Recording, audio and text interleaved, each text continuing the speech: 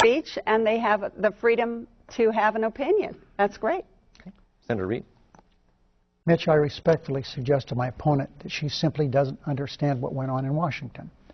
The bill that came up to do away with Don't Ask, Don't Tell said that it could only be done away with if the Secretary of Defense signed off on it and the President of the United States and both of them certified that it would not hurt our defense. And they could only do that after the report was issued by the Pentagon as to whether or not it was good for the military.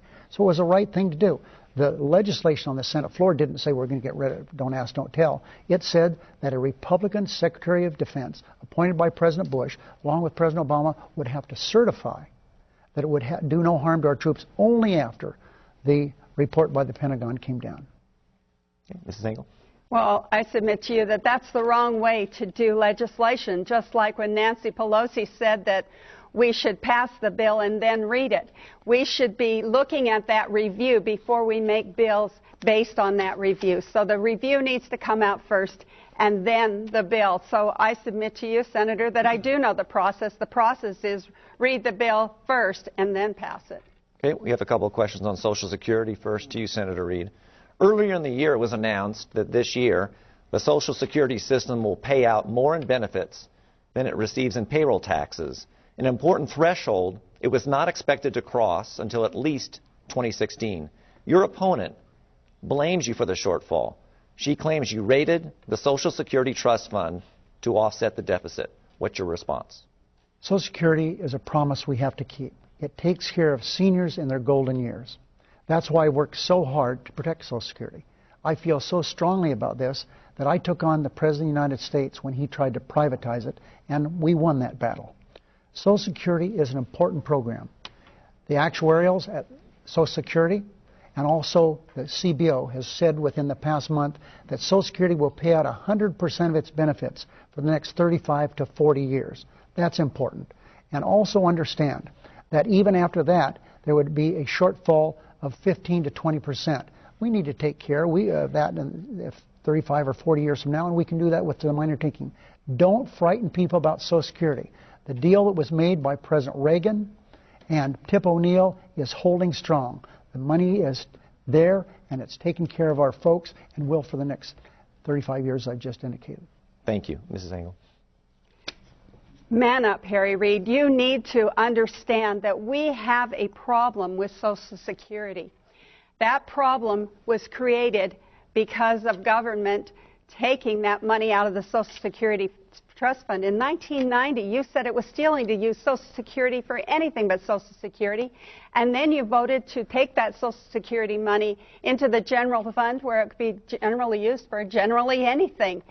When you did that, you left IOUs there, special treasury bonds that are kept in a filing cabinet in Parkersburg, West Virginia. What we need to do is keep our promises to our senior citizens by putting the money back in the trust fund and going forward, allowing our workers to have the option of a personalized Social Security retirement plan that becomes an asset to them, just like your thrift savings plan is an asset to you. If it's good enough for you, it should be good enough for the rest of us. Senator Reid. Mitch, these ideas of my opponent are really extreme. I said CBO. The actuarials said there's plenty of money in that trust fund account. During the Clinton years, we did not use the trust fund monies to offset the deficit. We were strengthening Social Security by not using it to offset the deficit. Her facts are absolutely wrong. Okay, Mrs. Engel, you have another question on Social Security. You said during a primary election debate moderated by John Ralston, and I quote, "We need to phase Social Security and Medicare out in favor of something privatized." Before the primary, you used the word privatized, and now you use the word personalized. Why did you change your position on Social Security? Well, because of the idea that personalized covers both private and public. As I stated, Harry Reid and many government employees have a personalized retirement account. It's called the Thrift Savings Plan. That's an account that is their personalized account. And as I said, if it's good enough for Harry Reid, it should be good enough for the rest of us. When we talk about Social Security and the money being there, remember that the CBO said that by 2016 we'd be in the red. Well, we're in the red now. $41 billion more is going out than is coming in. And if we don't do something to fix this, by 2037, anyone under 40 years of age will not be receiving the benefits of the money that they paid in paycheck after paycheck. Senator Reid. CBO, I repeat for the third time, actuaries said for the next 35 years, everyone will get all the money they want. Even after that, it takes minor tinkering to take care of it in the out years. The arrangement that was made by President Reagan and Speaker of the House, Tip O'Neill, looked forward to today, recognizing that huge amounts of money came in initially, and then as the time went on, you would have to pay out more. Now, she talks about, and has for years, talked about getting rid of Social Security. For years. This isn't something just during the primary. Now she's trying to change her tune. I've heard her even say, why don't we have a program like they had in Chile or England? Those two countries ruined their pensioners. They went broke. You can't put these monies into the stock market. Look what would have happened had we put this money into the stock market as was suggested by President Bush. This is an extreme idea and is not good, and it will destroy Social Security. And Mrs. Engel, 30 seconds. Well, I will just say, there you go again, trying to hedge on this idea that what is going on is that our Social Security system had for $2.5 trillion, $2.5 trillion in it, and now it has IOUs. What we need to do is make sure that we keep our promise to our senior citizens to put that money back. Okay, our next question is on Yucca Mountain, and Senator Reid, you're up first. Okay. Last week, the chairman of the Nuclear Regulatory Commission directed agency scientists to stop working at Yucca Mountain. This was, of course, cheered by Yucca Mountain opponents. But this is what Mrs. Engel has said about you, and I'm quoting from the program Face to Face, quote, Harry Reid has demonized the nuclear industry. There's a pot of money out there. We have some potential for some job creation and diversification. Question.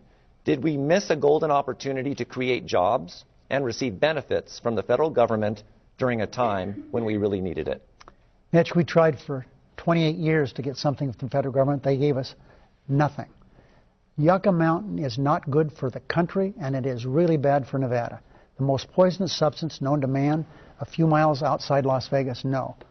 People said we couldn't kill it. It's dead. Yucca Mountain will no longer exist. We need to use it for something else. But my opponent suggests using it for a nuclear reactor. There isn't enough water in the whole state of Nevada to build a nuclear reactor.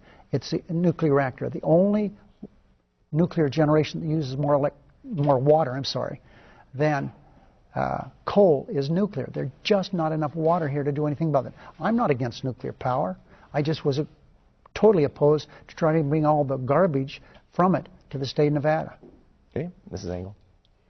Well, I've always voted against making Nevada the nuclear waste dump of the nation. But the science now has outpaced the need for a dump here in Nevada. We don't want a dump here in Nevada, but we need to quit demonizing the nuclear energy industry. What we have are breeder reactors and submarines that use liquid metal to cool. It isn't always water that's required for nuclear energy. And we should look into the potentials for nuclear energy. Certainly we shouldn't be dependent upon foreign oil. We should be developing all of our resources. And we should also allow coal-fired plants to be built in Ely, Nevada, which Harry Reid killed because he says coal makes us sick. We have to stop this with this extreme environmental outlook, catch up to the technologies of the day, and use those things to create jobs here in Nevada. Thank you. Senator Reid. I heard my opponent talk about these coal-fired plants. Of course, we have got something much better than the coal plants now.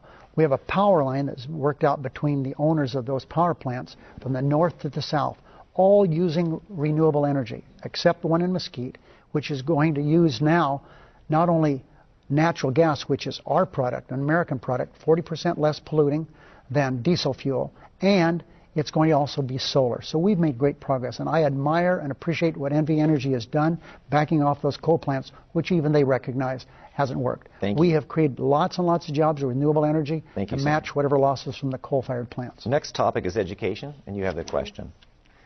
You said on multiple occasions, Mrs. Engel, including an interview with CBN, that you wanted to eliminate the Department of Education, which means you favor eliminating funding to schools with low-income students.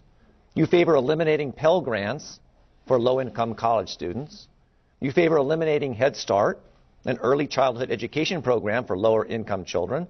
And you want to zero out funding for 3-year-old children with disabilities. Is that correct?